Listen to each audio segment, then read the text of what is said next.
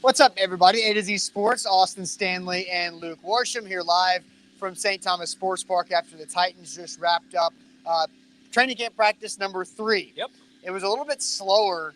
Well, I don't know about slower.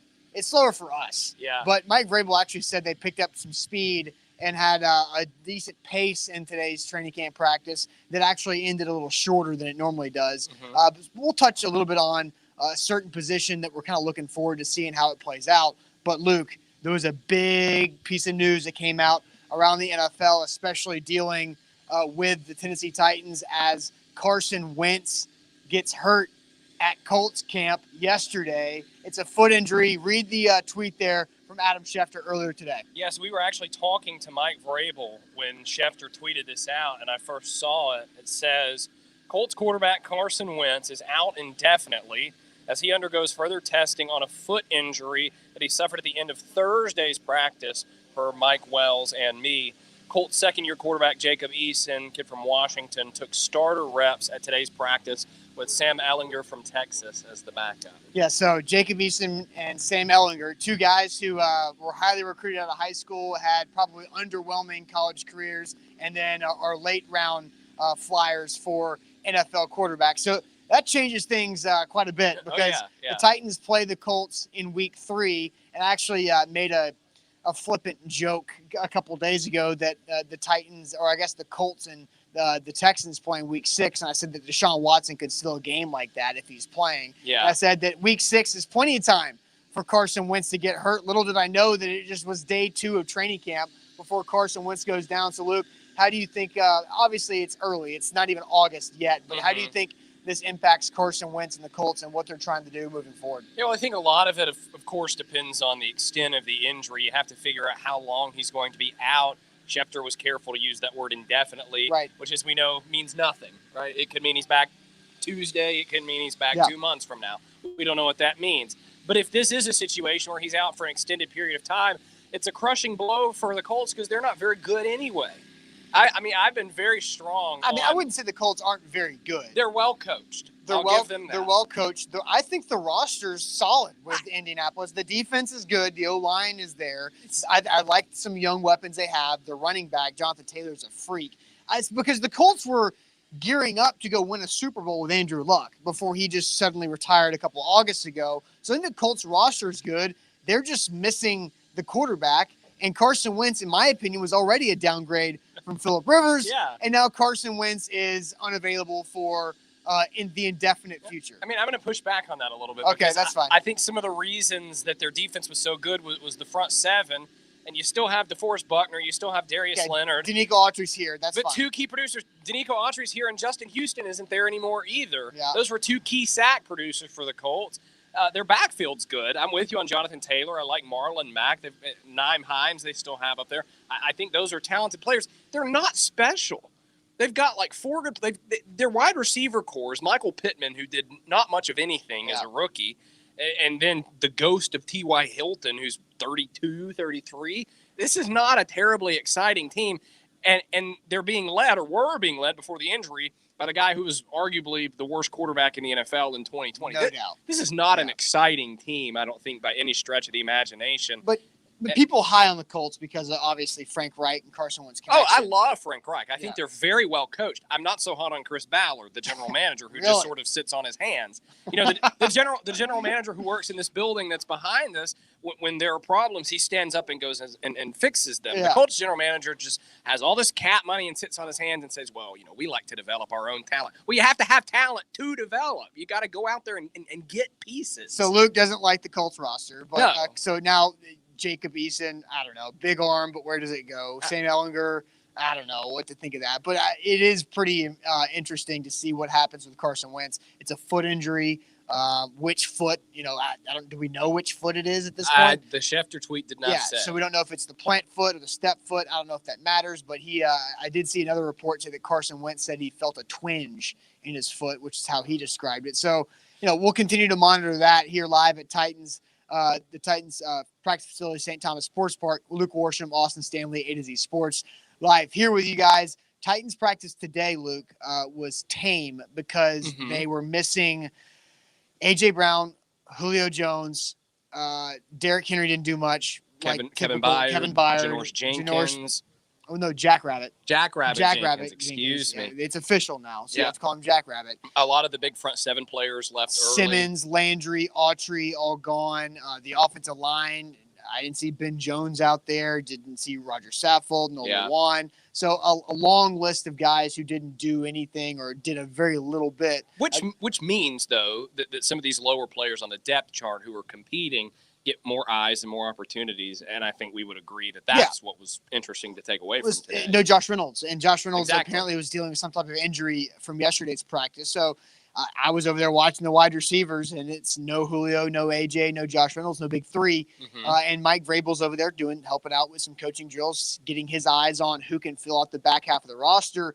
And as Titans media been standing around the last 3 days at practice, the natural conversation has always turned to who makes this team at the back half of the wide receiver group. Yeah. And it continued, that same conversation continued again today. It did. And because when you look at that back end of the receiver group, as you and Zach were talking about on the show this morning, it's a lot of players that have some things to offer. It's not great players necessarily. There's a reason they're on the quote-unquote bottom of the roster. But you look at a guy like Chester Rogers, Nick Westbrook-Akina, right? These guys that are at the bottom of the wide receiver group who are fighting for some of those final spots. Those guys have things to offer the Titans. They're not just – Marcus Johnson's had 2 really nice days. Yeah, they're not just – including today and yesterday. They're not just guys who exist out there, which you and Zach were talking about the problem this franchise has had with depth. We're used to seeing guys out there who just sort of exist, whereas this group each has unique traits to offer. I think Kalijah Lipscomb just exists. Yes, and Cody Hollister just exists. Yeah, but Cody Hollister continues to get reps higher in the depth chart than inexplicably. Well, he knows what to do. No comment. But anyway, again, so it's trying to figure out which of these guys of the jumbled wide receiver room can round out maybe the final 3 spots. It feels like 6 wide receivers makes a lot of sense.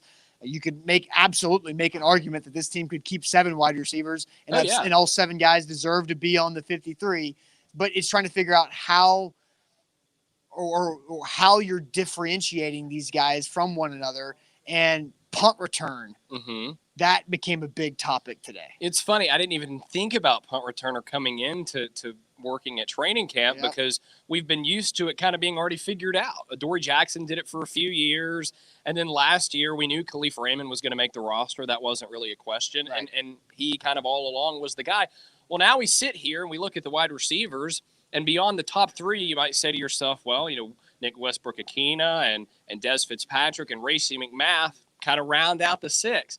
Well, then you're left without a punt returner on the roster. Yeah, because none of those 3 guys feel like punt return options right now. Exactly. And so the guys we've seen returning punts so far are Chester Rogers, a name we brought up a minute ago. Yep. Mason Kinsey, the second-year player out of Berry College.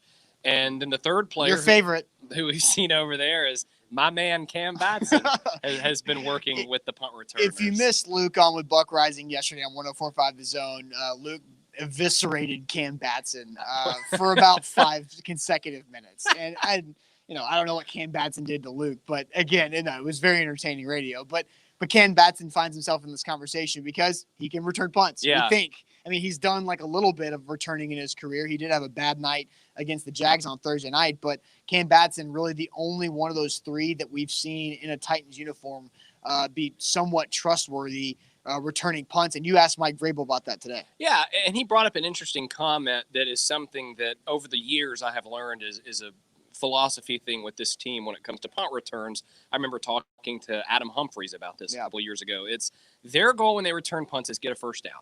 They're not necessarily trying to blow the doors off the stadium. It's catch the punt, get 10 yards, get that first down for the offense, and hold on to the football. And I think that makes a lot of sense because these days in the NFL, unless you have a Tyreek Hill, one of those really elite return guys who people actually fear, that's really all you're going to get anyway.